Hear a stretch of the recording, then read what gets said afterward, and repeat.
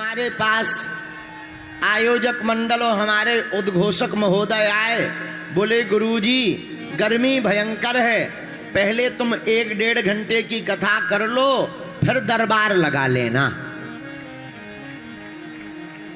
तो हमने पूछा ऐसा क्यों? बोले आपको दरबार में 2-2.5 घंटा लग जाना, फिर आपका इंजन ही 1-1.5 घंटे में गर्म होता है, सो कथा में 3 घंटे लगाना, रात के 10 बज जाएंगे। तो हमने कहा क्या करें? बोले गुरुजी पहले 1.5-2 घंटे की कथा सुना दो, फिर चाहे जितने बजे तक दरबार लगा लेना।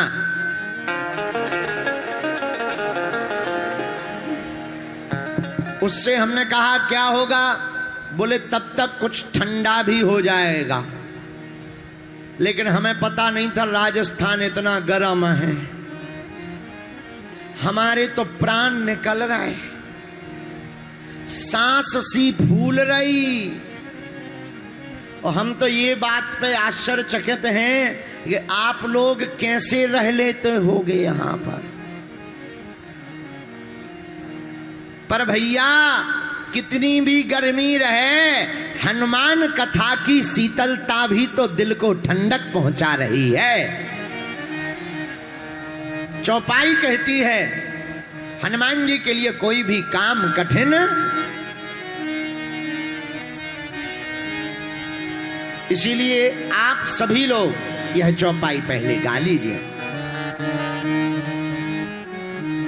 कबन सुकाज कठिन जग माही,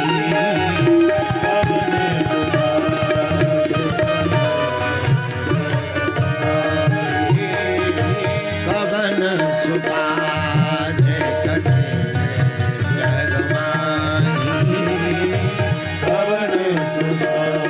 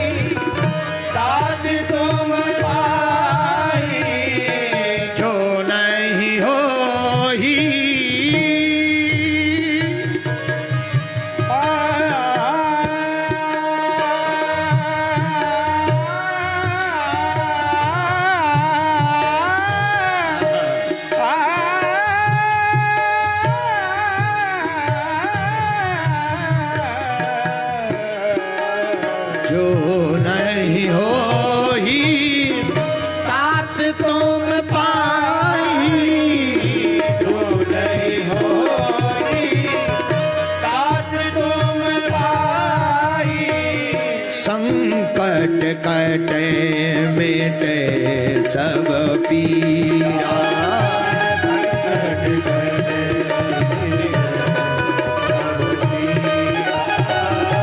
जो सुमरे हनुमत बलबीरा, जो सुमरे हनुमत बलबीरा, श्री राम जय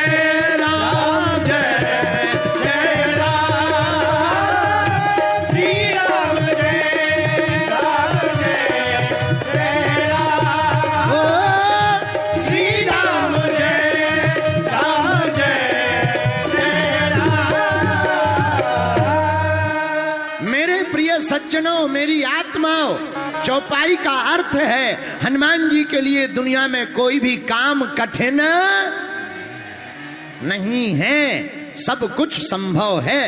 भैया जिसके पास राम जी की भक्ति होती है उसे असंभव भी सब संभव नजर आता है। यह राम जी की भक्ति का सिद्धांत, राम जी की भक्ति का सिद्धांत असंभव भी संभव नजर आता। मेरे पागलों, हम तुम्हें ध्यान केंद्रित करते हुए ये कहना चाह रहे, मेरे प्रियजनों, हनुमान जी की भक्ति जो करता है, हनुमान जी को जो पुकारता है, लेकिन याद रखना हनुमान जी की भक्ति करने के लिए चित्र की आवश्यकता नहीं, चरित्र सुधारने की आवश्यकता है। बहुत से लोग हनुमान जी की भक्ति चित्र सुधारने के लिए करते, पर मेरे प्रिय जनों, हनुमान जी की कृपा चित्र से प्राप्त नहीं होती। हनुमान जी की कृपा को पाने के लिए तो चरित्र की आवश्यकता होती है।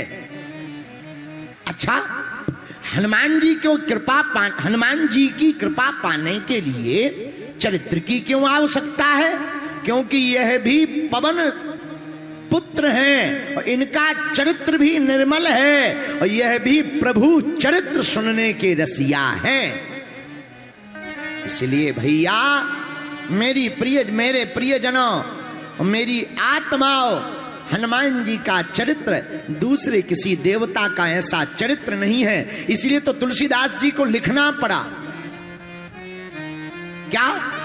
हाँ, और देवता चेत न धरई, और देवता चेत न धरई, और देवता चेत न धरई, हनुमत से सर्व सुख करई, हनुमत से सर्व सुख करई, और देवता चेत न धरई, और देवता चेत न धरई, और देवता चेत न धरई, और देवता चेत न धरई।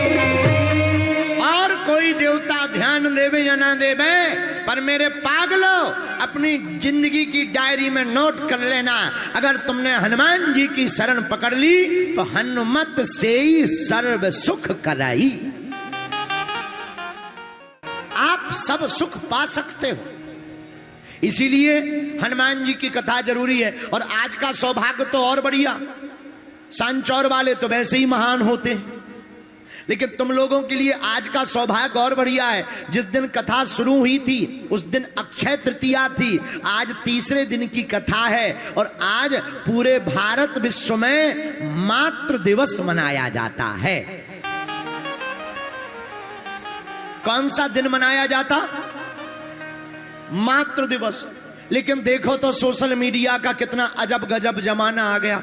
माताजी के लिए एक ही दिन। अरे भैया, माता के लिए तो दिन दिन क्या, जन्म जन्म दे दो तब भी दिन कम है। लेकिन धन्यरी सोशल मीडिया, इसने प्राण खा लिए। एक दिन कह दिया हैप्पी मदर्स डे और बस हो गया काम। बुरा ना मानना, पढ़े लिखे युवान बच्चे खड़े हैं, बैठे हैं। मेरे युवानों, मेरे भाइयों, मेरी बहनों, मां तो आखिर मां होती है। वो किसी की भी हो, मां तो आखिर मां होती। दुर्गा सप्तशती में आचार्य कहते हैं कुपुत्रो जायेत कुचदपि कुमाता न भवति। पूत कपूत हो सकता, लेकिन माता कभी कुमाता नहीं हो सकती है। मां तो मां होती है। बड़े खुशनसीब होते हैं जिनके मां होती है। कुछ लोग तो मां के लिए तरसती। भैया, जिन्हें मां की छत्र छाया मिली हो, जिन्हें मां का आशीर्वाद मिला हो, बुरा ना मानना। हमारी कथा सुनने वाले पागलों, हम तुम्हें हनुमान कथा तो सुनाएंगे ही सुनाएंगे, पर आज की कथा का सूत्र याद कर लो। तुम्हें अगर भगवान के दर्शन करना है ना, हम तुम्हें जिंदा भगवान के दर्शन करा सकते हैं। वो कोई और नहीं, मां बाप से बड़ा कोई भगवान नहीं।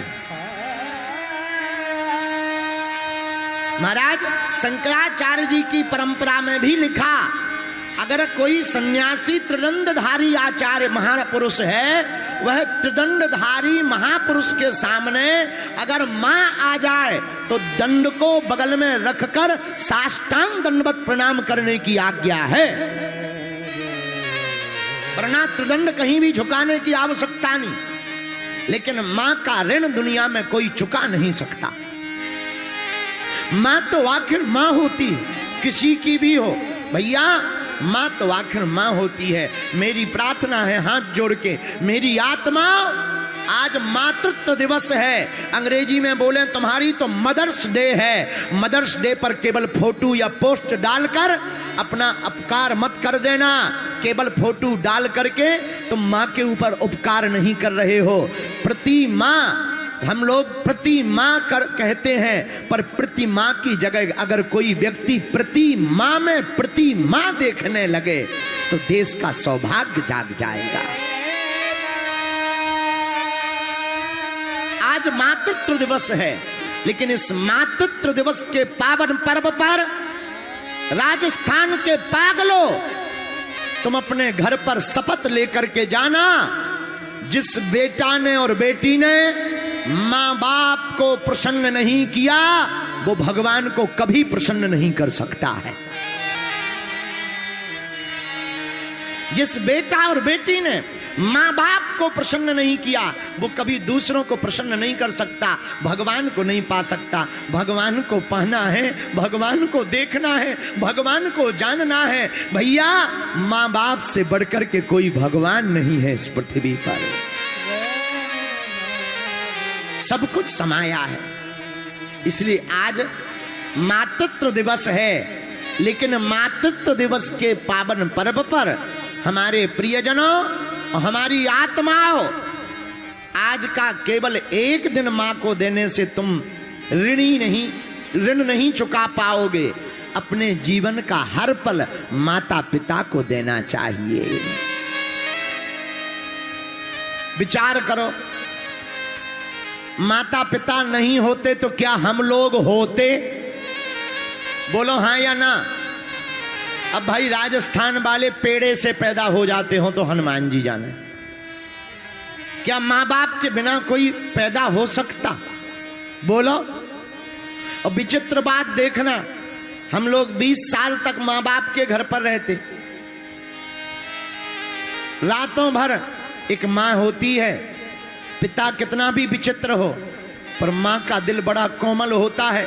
बेटा या बेटी कितनी भी बड़ी गलती कर दे, उल्टा सीधा बोल दे, बेटा या बेटी मां बाप को उल्टा सीधा बोल दे, गाली बक दे, मां कितनी भी नाराज हो जाए, पर वो रात के समय सोने के पहले थाली लेकर के भोजन की आ ही जाती है।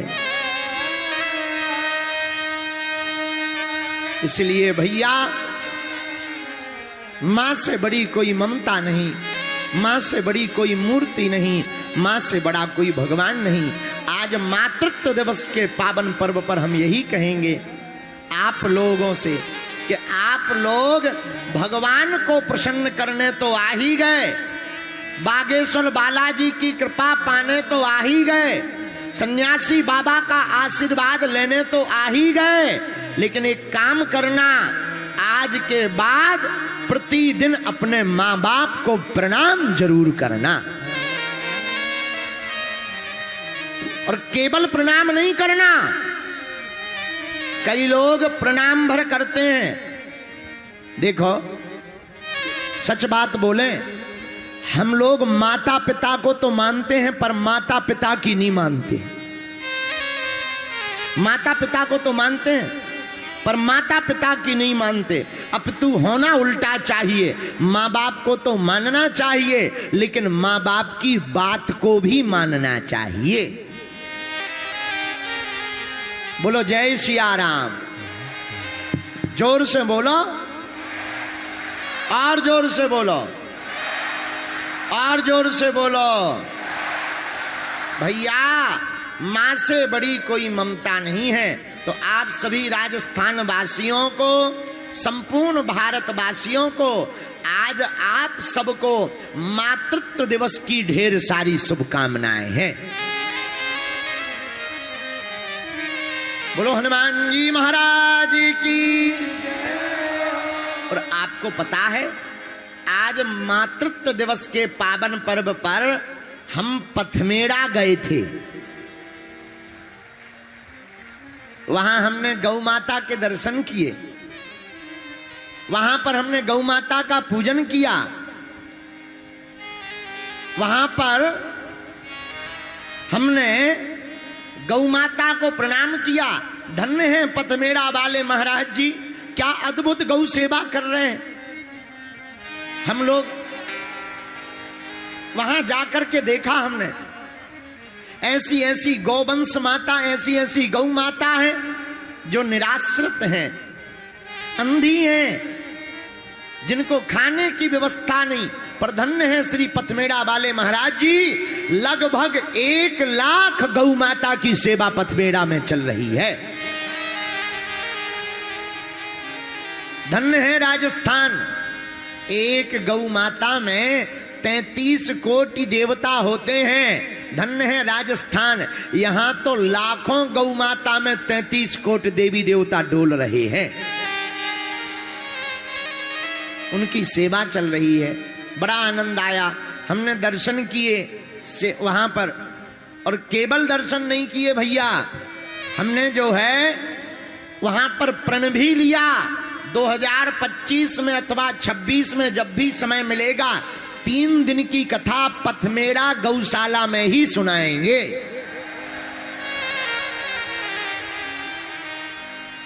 गौ माता के लिए सुनाएंगे।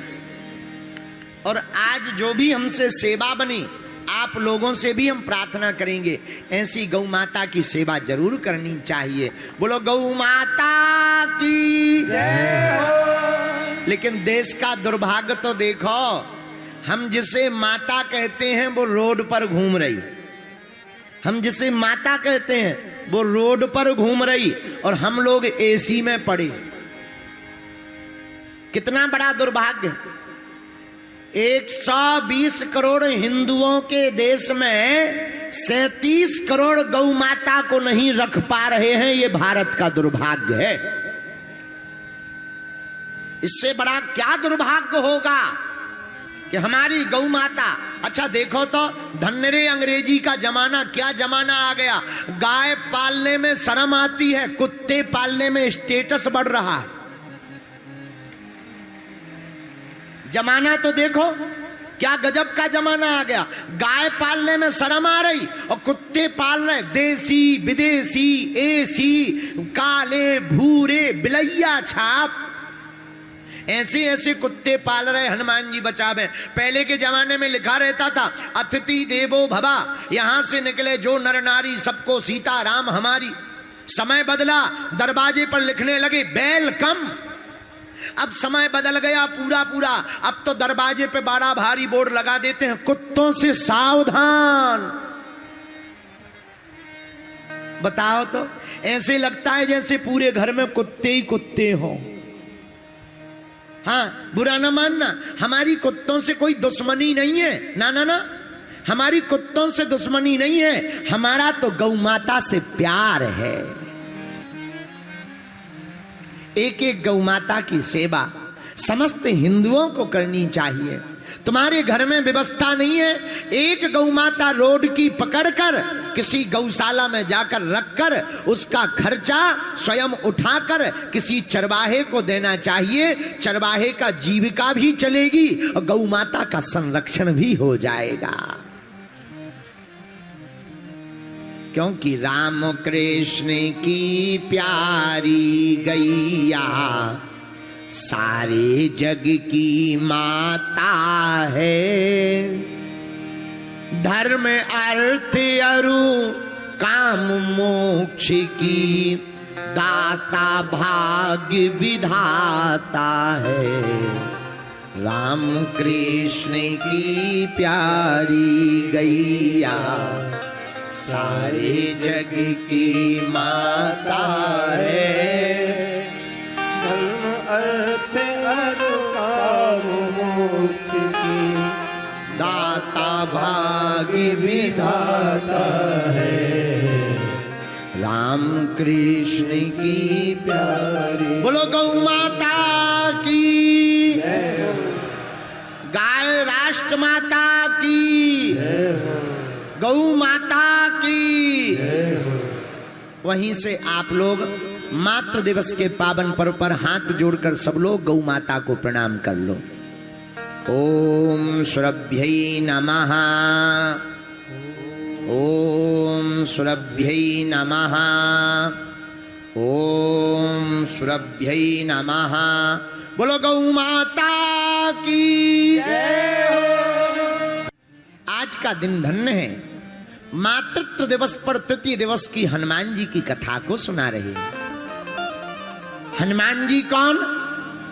जिन्हें न मान प्रिय है, न सम्मान प्रिय है, न अपमान प्रिय है, जिन्हें केवल श्री राम प्रिय है, वही है हनुमान जी महाराज। हनुमान जी कौन? हनुमान जी में सर्व गुण है, इसलिए तो श्लोक में कहा सकल गुण निधानम, सभी गुण व्याप्त हैं। वानराणाम धीसम, वानरों के राजा हैं। हनुमान जी महाराज कौन? श्री राम जी के परम प्रिय दूत। हनुमान जी महाराज कौन? पवन पुत्र। हनुमान जी महाराज कौन? कलयुग के राजा। हनुमान जी महाराज कौन? चारों युगों के परम भक्त हैं। इसीलिए तो हनुमान जी के लिए कहा चारों युग परी ताप तुम्हारा है परिसिद्ध जगत उजियारा। चारों युग परी ताप तुम्हारा है परिसिद्ध जगत उजियारा। हनुमान जी महाराज वो हैं जिनका चारों युगों में प्रताप है, जो है चारों युगों में विद्यमान है। सतयुग में रुद्र रूप में विद्यमान थे, त्रेता युग में वानर रूप में हनुमान रूप में विद्यमान थे, द्वापर युग में श्री कृष्ण के साथ महाभारत के युद्ध में ध्वज के ऊपर कपित ध्वज के रूप में विद्यमान थे, और कलयुग में संतों के रूप में हनुमंत विद्यमान है। चारों युगों में हनुमान जी है। तो क्या कलयुग में हनुमान जी है? हाँ है। कहां? अरे भैया कहां नहीं, लो हम उत्तर दे देते हैं। कहां? साधु संत के तुम रखवारे, साधु संत के तुम रखवारे, असुर निकंदन राम दुलारे, असुर निकंदन राम दुलारे। साधु संत साधु संत के तुम रखवारे, असुर निकंदन राम दोनों हाथ उठाकर श्री राम जय राम, श्री राम जय राम, जय जय राम, श्री राम जय राम जय श्री राम जय राम जय।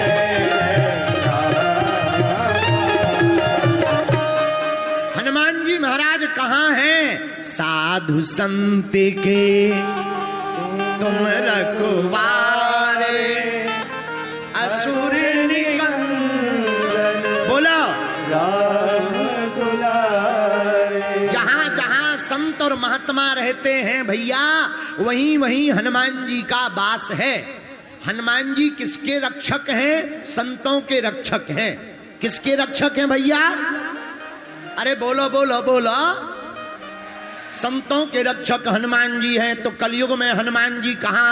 जहां महात्मा वहीं हनुमान जी रूपी परमात्मा। जहां महात्मा होंगे वहीं तो हनुमान जी होंगे। देखो, बुरा ना मानना, जिंदगी में हनुमान जी से कुछ सीखो या ना सीखो, छलांग लगाना जरूर सीखो। क्या लगाना सीखो? जोर से बोलो। छलांग। अच्छा, छलांग लगाने का मतलब ये नहीं है कि तुम अपने घर में छत से कूद जाओ। हमारे गांव में हमने कथा सुनाई एक सज्जन को, हमने कहा छलांग लगाना चाहिए, हनुमान जी से ये सीखना चाहिए। वो दूसरे दिन नकली मुगदर लेकर के छत पे खड़े हो गए और हमें दिखा के बोले, देखिए हनुमान जी लंका में कूदे और नीचे गिरे सो पैर टूट गया। हमने उन्हें समझाया, हमने कहा इस छलांग के लिए नहीं कहा, हनुमान जी की छलांगें भी बड़ी अद्भुत हैं। बोलो जय सिया राम। देखो, मंजिल उनको मिलती है जिनके हौसलों में जान होती है। पंख से कुछ नहीं होता है, जिसकी जिंदगी हनुमान जी से जुड़ी हो उसी की जिंदगी में उड़ान होती है। हनुमान जी महाराज ने, आपको हम बताएं, अपने जीवन काल में 5 बार छलांग लगाई। महाराज जी कितनी बार? बोलिए बोलिए। 5 बार। 5 बार हनुमान जी ने छलांग लगाई। आपको हम प्रमाण सहित देते हैं। पहली छलांग हनुमान जी ने कब लगाई? बाल काल में ही। बाल समय रवि भक्ष लियो तब तीनहु ताहि सो त्रास भयो जग को यह। पहली छलांग हनुमान जी ने बाल काल में, बचपन में लगाई। ये कौन सी छलांग थी? ये केवल सूर्य खाने की छलांग नहीं थी, यह ज्ञान की छलांग थी। ज्ञान को पाने के लिए बचपन में ही हनुमान जी ने पहली छलांग लगा दी है। अब दूसरी छलांग कब लगाई? आहा, हनुमान जी ने दूसरी छलांग लगाई लंका जाने के लिए। यह कौन सी छलांग है? जब माता जानकी जी की खबर लेने जाना था, तब भक्ति की खोज में हनुमान जी ने दूसरी छलांग लगाई। इस छलांग का नाम है भक्ति की खोज। मतलब जो पहली छलांग ज्ञान की लगाएगा, वही दूसरी छलांग भक्ति की लगा पाएगा। और जिंदगी में पहली छलांग ज्ञान की लगानी चाहिए, दूसरी छलांग भक्ति की लगानी चाहिए। अब हनुमान जी की तीसरी छलांग सुनो। हनुमान जी ने तीसरी छलांग लगाई संजीवनी बूटी लाने के लिए। कब लगाई? संजीवनी बूटी लाने के लिए। लाय सजीवन लखन जी आए, लाए सजीवन लखन जी आए, श्री रघुवीर हरषि उर लाए, श्री रघुवीर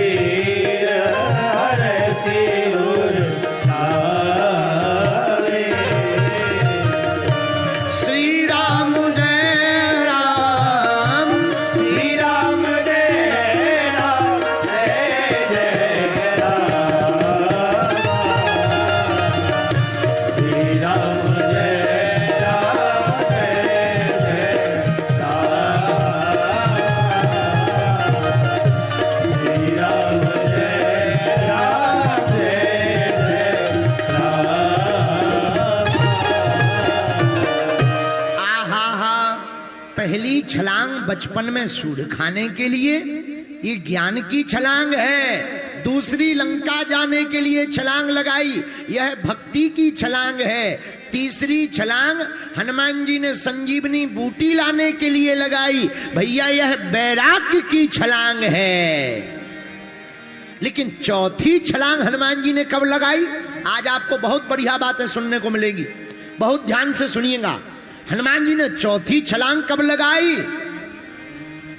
जब पाताल लोक का राजा अहिरावण राम जी और लक्ष्मण जी का हरण करके ले गया, तब हनुमान जी राम जी की खोज में छलांग मार करके पाताल लोक में जाकर पंचमुखी रूप धारण करके अहिरावण का वध कर डाला। यह हनुमान जी ने चौथी छलांग लगाई। ये कौन सी छलांग है? पहली ज्ञान की छलांग, दूसरी भक्ति की छलांग, तीसरी वैराग्य की छलांग, चौथी ध्यान की छलांग है। और हनुमान जी ने पांचवी छलांग कब लगाई अपने जीवन काल में?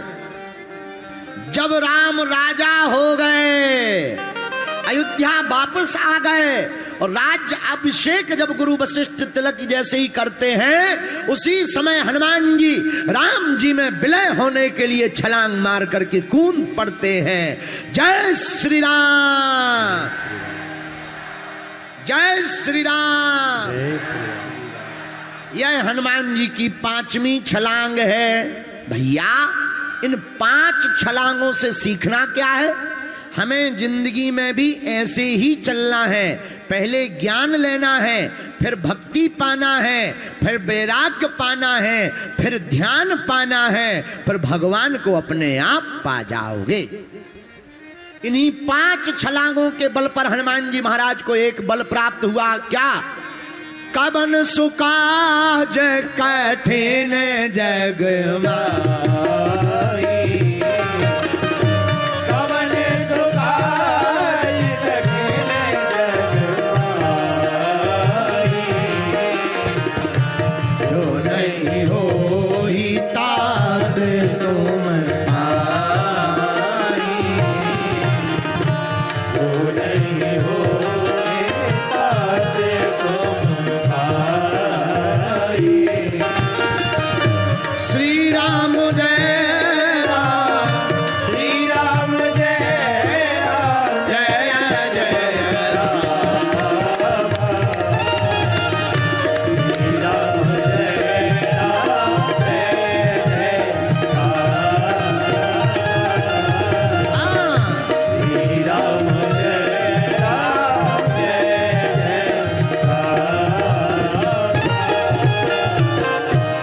हनुमान जी ने क्रमशः जीवन में छलांग लगाई। इसलिए हनुमान जी महाराज के लिए कोई भी काम कठिन नहीं है। हनुमान जी के भक्त के लिए भी कोई भी काम कठिन नहीं। आहा, हमें एक कथा याद आती है। एक बार श्री चित्रकूट धाम को कौन कौन जानता है? जरा हाथ उठाओ। चित्रकूट को जानते हो? मध्य प्रदेश और उत्तर प्रदेश के बॉर्डर पर है एक धाम चित्रकूट।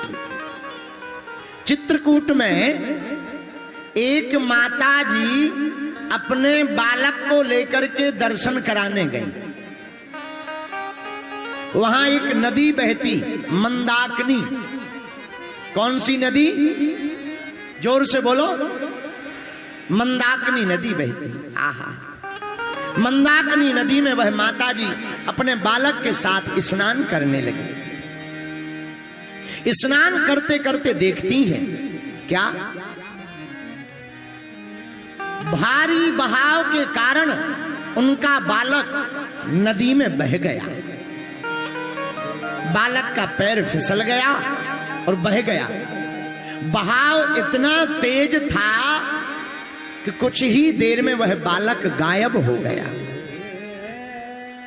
दिखाई देना बंद हो गया। अफरा तफरी मच गई। वह माताजी आंखों में आंसू भरकर रोने लगे। उनसे तैरते बनता नहीं था, फिर भी वो कूदने को आतुर हो गई। घाट पर खड़े हुए लोगों ने हाथ पकड़ लिया। अरे रुको भाई, पर वो रोने लगी। हमारा बालक चला गया, हमारा बालक चला गया, हमारा बालक चला गया। लोगों ने कहा बहाव तेज है, अब तो ना जाने वो कितनी दूर चला गया होगा, अब नहीं मिलना है। रो मत, कहां की हो तुम? चलो हम तुम्हारे घर छोड़ देते हैं। वह स्त्री रोते रोते कहने लगी, या तो हम घर नहीं जाएंगे, अगर घर जाएंगे तो अपने बेटा को जिंदा लेकर के जाएंगे।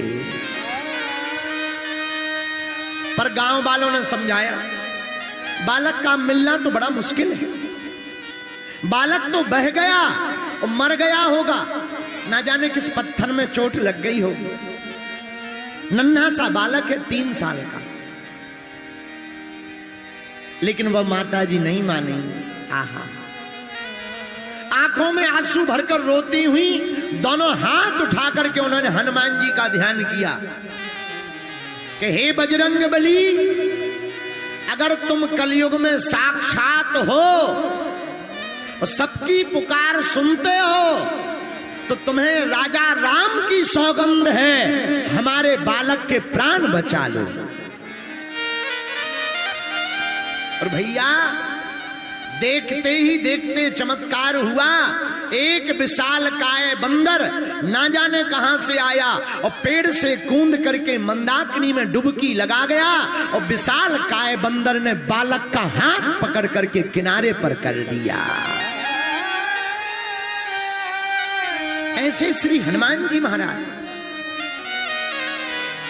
जिनका कलयुग में प्रत्यक्ष स्मरण है, इसलिए राजस्थान के लोगों, सांचार जिला के पागलों, हमारी बात को तुम गांठ में बांध लो। अगर तुम हनुमान जी की भक्ति करोगे, हनुमान जी के चरण पकड़ोगे, मंगल शनिवार इनके मंदिरों में जाओगे, जिंदगी में तुम्हारा कोई भी काम अटक नहीं सकता है। बोलो जय सिया राम, जोर से बोलो। क्यों नहीं अटक सकता? कवन सुकाज कठिन जग माही, जो नहीं होई बात तो पाए। क्योंकि हनुमान जी के लिए कोई भी काम कठिन नहीं है। एक घटना और है, गुजरात में कच्छ के पास, कच्छ से लगभग 100-150 किलोमीटर दूर व्हाइट रन है। वहां भारत पाकिस्तान का बॉर्डर है। वहां बॉर्डर पर एक हनुमान जी का मंदिर है जिनका नाम है भेड़िया बेट हनुमान। उस मंदिर का निर्माण वर्तमान में स्वामी नारायण संप्रदाय के आचार्यों ने करवाया। भारत पाकिस्तान के बॉर्डर पर उन हनुमान जी का नाम है भेड़िया बेट हनुमान। हम दर्शन करने गए तो वहां के आर्मी के कमांडर ने हमको बताया, पंडित जी ये जो हनुमान जी हैं ये पाकिस्तान से आए हैं। कहां से आए? पाकिस्तान से। तो हमने कहा ये पाकिस्तान से कैसे आए? बोले जब भारत पाकिस्तान का युद्ध हुआ और भारत को समझौता में लगभग 10 किलोमीटर की जगह खाली करनी थी, तो उस वक्त जब सैनिक अपना सामान उठा करके आ रहे थे तो छोटे से मंदिर में बैठे हनुमान जी, उस वक्त भारत की सीमा थी, तो हनुमान जी ने कहा भैया हमें मत यहां छोड़ जाओ, यहां ये राक्षस हमारे यहां पर अचीकत मचा देंगे, हमको भी तुम साथ लेकर के भारत चलो। तब उस वहां के सूबेदार ने हनुमान जी को अपनी गोद में उठाया, ऊंट की सवारी चलती थी, ऊंट पर बैठाया और भारत की सीमा में जो है व्हाइट रन के पास वहां पर लाकर विराजमान करवा दिया। आज भी भारतीय बीएसएफ के जवान वहां पूजा करते हैं और उनके ही पूजा के उनके ही कैंप में हनुमान जी विराजमान हैं। उनका नाम है श्री भेड़िया बेट हनुमान जी महाराज।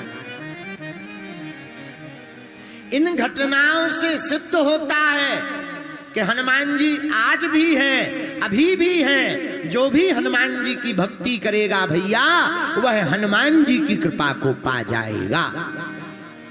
इसीलिए तो हमने गाया है कवन सुकाज कठिन जग माही, कवन सुकाज कठिन जग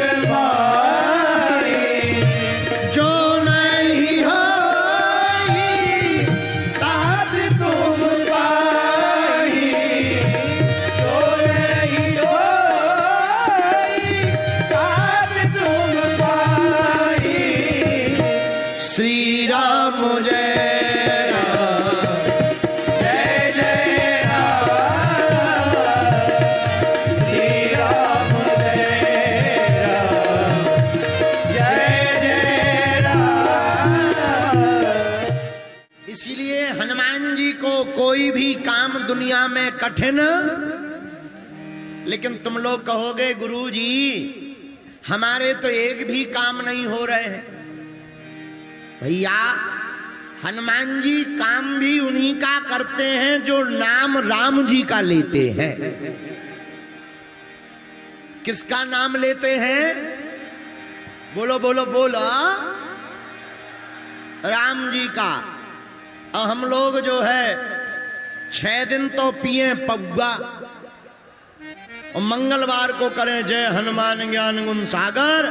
6 दिन तो पिए पौवा और मंगलवार को भूत पिशाच निकट नहीं आवे ठटरी के बरे न कटा। क्या हनुमान जी घर के हैं? अरे हनुमान जी की कृपा को पाने के लिए उनके चरित्र का जीवन में अनुसरण करना पड़ेगा। कथा सुनने का मतलब ये नहीं है कि तुमने ताली बजाई राधे राधे राधे राधे राधे राधे राधे राधे, बाद में सब आधे आधे। हाँ, अब कहते महाराज जी हमने तो 20 कथाएं सुन ली, कुछ नहीं हुआ। एक बार एक राजस्थान का पत्रकार हमसे पूछ रहा था, ए महाराज पहले के जमाने में भागवत होती थी, पुष्पक विमान लेने आता था, आजकल इतनी भागवत हो रही बैलगाड़ी भी नहीं आ रही। हम कहते बैलगाड़ी ना आए कम से कम ऊंट गाड़ी तो आ जाए। बैलगाड़ी ना भी आए ऊंट गाड़ी तो आ जाए। क्या बात है, भागवत बदल गई क्या या कथा डिस्टर्ब हो गई? हमने कहा ठटरी के भरे न कटा, कथा नहीं बदली न भागवत बदली, कथा वही है, बस सुनने वाला राजा परीक्षित जैसा नहीं है और कहने वाला सुखदेव जी जैसा नहीं है। अगर दोनों जुड़ जाएं तो आज भी पुष्पक विमान आ सकता है। लेकिन आजकल कहने और सुनने वाले दोनों की गति बदल गई। सुनने वाले भी कहते हैं कथा में चाहे श्लोक होवे ना होवे, परलोक जावे ना जावे, नाम हो जावे कि हमने भागवत कथा करवाई, बागेश्वर धाम सरकार को बुलाया। और गुरुजी भी कहते हैं भाड़ में गो, तुम्हारा कल्याण होवे ना होवे, अपना बैंक बैलेंस भर जावे। बोलो सीताराम, जोर से बोलो। इसीलिए दोनों का कल्याण नहीं हो रहा है। लालची गुरु लोभी चेला चले नरक में ठेलम ठेला। हाँ, दोनों नरक में ठेलम ठेला चल रहे। बोलो जय बजरंग बली, जोर से बोलो। और आजकल आदमी इतना विचित्र है, उसे एक संकट दुख कितना भी आ जाए, अपने दुख में ज्यादा दुखी नहीं है, पड़ोसी का सुख देख के ज्यादा दुखी है। हाँ, एक बार जयपुर की एक घटना है विनोद की। 2 मित्र थे, एक का नाम चंगीलाल, एक का नाम मंगीलाल। दोनों कमरे में लेटे थे। भूकंप आया तो भूकंप में पूरा घर फड़फड़ाया। चंगीलाल बोला चलो चलो बाहर चलते हैं, भूकंप आ गया, मकान गिर जाएगा। अरे दूसरा बोले सो जाओ, कौन अपने बाप का गिरना है, किराएदार का गिरेगा। है? ऐसी बुद्धि लगाने वाले भी विचित्र लोग हैं जिन्हें अपना अहित नहीं दिखाई देता। भैया हम हाथ जोड़ करके आज की कथा में प्रार्थना करना चाहते हैं, हनुमान जी से कुछ सीखो या ना सीखो, हनुमान जी की कथा से एक चीज जरूर सीखो, प्रचार नहीं विचार करना सीखो। क्या करना सीखो? विचार। प्रचार नहीं, हनुमान जी विचार करते हैं। कपिमन कीन विचार, करो विचार करो का भाई, ये हनुमान जी का गुण है। हनुमान जी कोई भी काम करने के पहले विचार करते हैं, इसलिए हम लोगों को भी कोई भी काम करने के लिए पहले विचार करना चाहिए, फिर प्रचार करना चाहिए। और हम लोग करते क्या है, पहले प्रचार कर देते हैं, बाद में विचार करते हैं, फिर काम फेल हो जाता है, दांत निकालते हैं, तो काम हो ही नहीं रहा। अरे भैया सूत्र हनुमान जी से सीखो, पहले विचार फिर प्रचार। हनुमान जी की कथा सीखने योग्य है, क्योंकि हनुमान जी अद्भुत हैं।